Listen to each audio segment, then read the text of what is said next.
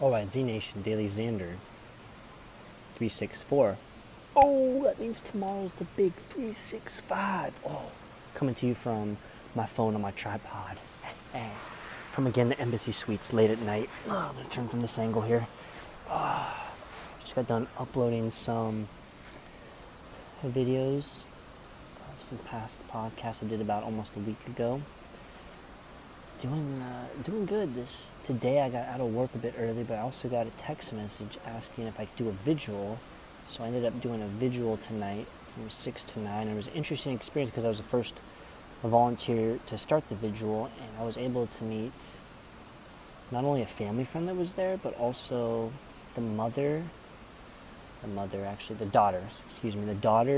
and the daughter's husband. And that was interesting for me to meet especially the daughter, as I was able to see firsthand the daughter's interaction with the person I was around for the vigil, because the lady I was there for was completely unconscious. She was non-responsive. She was breathing though, and I even made a note.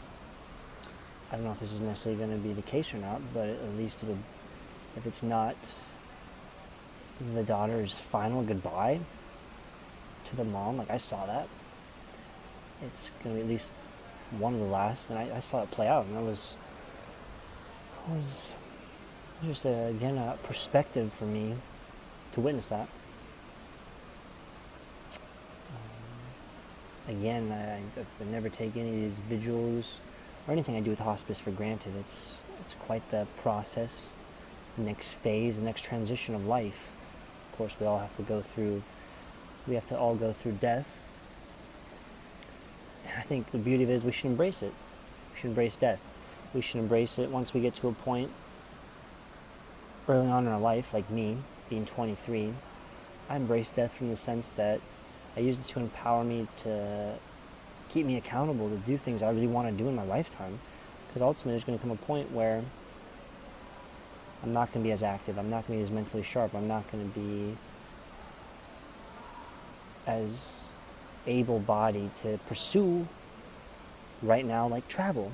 Pursue items, tasks that I want to do, not only because it's pleasurable, not only because I enjoy doing it, but it instills value in others. It gives me a higher purpose.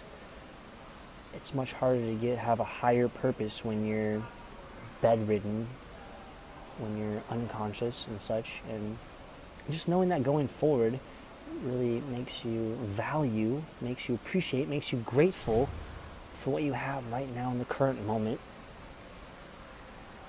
And know that at the end of the line, there's a whole new life ahead. So it's, for me, it's so interesting to have that perspective, because I have the rest of my life ahead, but then after that, I have another whole life afterwards, which no idea what that'll be, but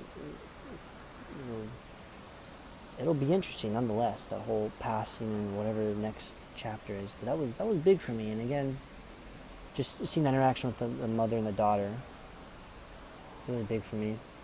And then again, being with this lady. She was in a room with 2 other patients in a nursing home they're alive and such, and they're not in need of a vigil, but it's interesting to be in that room and have 2 other people still living somewhat. They're both, for the most part, bedridden, and this lady's going through the process of dying, essentially. And that's taking place in this one room, this one hospital room, basically. It's a nursing home. Again, it's a 4-person nursing room. And just looking forward in the future. That's not how I would want me or anyone really to pass in this, especially in a building like that where it's a nursing home and such. I just remember looking up in the ceiling, and it's just like that typical kind of office-y, not styrofoamy, but those panels, those white panels and such, artificial lighting, and it just made me think, like, man, when it really comes down to it, I want to live a life of purpose, of course. I want to live a life to my fullest why imaginable, my fullest dreams imaginable, and I really want to be attached to where I'm dying, and I'm looking out to something that's beautiful, that there's no suffering around, it's a positive environment. So something like, wow, being bedside, but the view is the beach, the endless ocean, the sunrise or the sunset, or just mountains or trees galore. Like, it really makes more sense to me more and more that I go into nursing homes, I go into inpatient units and such, where people are going through the process of dying, and knowing there's people out there that when they come to the conclusion that they want to pass, they would rather go somewhere that's much more peaceful than a more hospital caring setting. I totally get that as far as noises, people around you, tranquility doesn't exist. And again, it's interesting because both times I've done the vigil, it's like not like those patients are fully conscious. So does that mean they're happy with where they're at? No, but it's big draws for me. I really enjoy doing that because it's big perspective enhancing for me, partaking in it. And just chatting to the family friend when I first got there, where I was able to learn more about this lady's life that I otherwise wouldn't have had the opportunity to know about her outside of just sitting with her for about 3 hours. And again, we all live different lives. We all create our own lives differently. We all go about different paths that we create throughout life, and it's just interesting to know where everybody goes through and such. It was funny for me to chat with the family friend who was about in her 80s. She was a retired CO, commanding officer for the Navy. And I asked her what year she retired, and she said 1987. And then I kind of just told her a bit about myself, and then how I'm looking to retire from a job fairly soon. I didn't give her a time frame, but I think I did actually. I think by 30 or so. And it's just funny for me to have those conversations. I do it more often now, in order to think of it, I need to speak it. So if I speak it, it means it's on my mind. If it's on my mind, it's going to come to fruition of truth. But it's just funny for me that this 23-year-old talking to this 80-year-old lady, and I'm me stating that, you know what, going the more unconventional route, the more unpopular route in a lot of ways, and I'm looking to retire from a job so that I'm able to have more passion, I'm able to have more time, and to put energy into what I really ultimately want to do, and go at it with maximum vigor.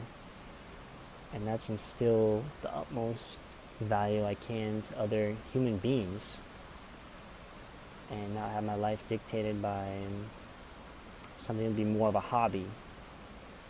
Like, yeah, I enjoy working there, but if you enjoy working somewhere, it's not like you're gonna enjoy every single moment of it, every single hour, every single day, every single minute.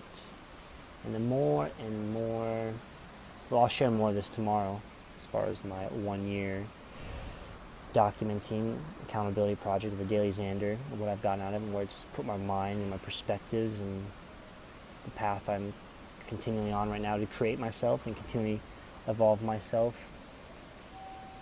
It's just, that was an interesting experience nonetheless that I had today with hospice. And I meet really cool people too, as far as some other volunteers and such that I was able to chat with today. And I really do enjoy it. And like I always tell people, every time I get done with a hospice volunteering session, no matter if it's inpatient unit or the vigil or checking in with patients at a nursing home, I always text my parents and just always tell them how much I love them and how much I appreciate them in my life, and they mean a lot to me. Because I never want to see my parents in that environment passing. And I hope not only mine, but other people watching this, you guys as parents, or just anybody in your life, always passes with ease. I wrote in my journal today, saw potentially daughter's last goodbye with mom. It was interesting. Never take vigil volunteering lightly. I wrote that. Thoughts of death, being in this room where others are living. Yep, I wrote that. And one more thing here. The power of oh no, that was a reading note. So that note, that was just a little bit of my visual experience for the night. One more thing. Oh, I got it in my backpack. That's okay. I'll describe it a little bit.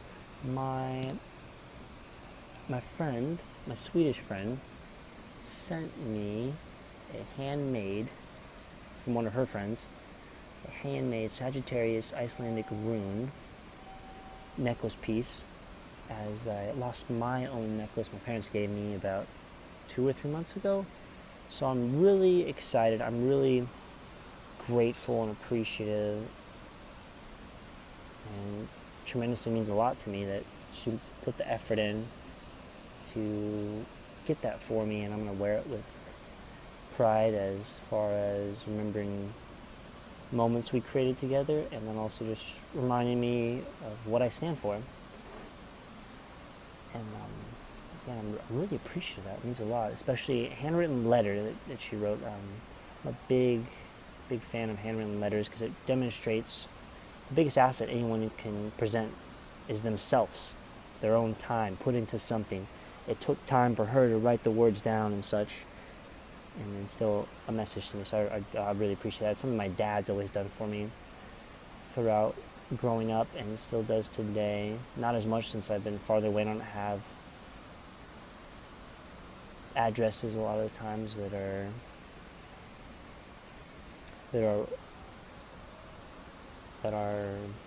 around for long periods of time. But my dad's words, handwritten letters, those are a tremendously valuable gift that I hold and cherish to this day, which I don't have with me right now where I'm traveling around, or where I live. They're back home in Alaska. That's another interesting thing. I was talking to somebody today about where I define my home as, and I just made a comment, I don't even know if I have home. I know I just said now I have home back in Alaska, but I haven't been back in Alaska in almost 2 years, and it's going to be more than 2 years. It's going to be over 3 years potentially until I go back to Alaska. So at that point, what is my home other than relating my home back to where my parents are? So it's interesting just how home can continually evolve over time. Alright, I'm stopping it there. I'm almost at 14 minutes. I'm going to save the long message, the DailyXander 365, for tomorrow. This is 364 in the books, coming to you from the tripod.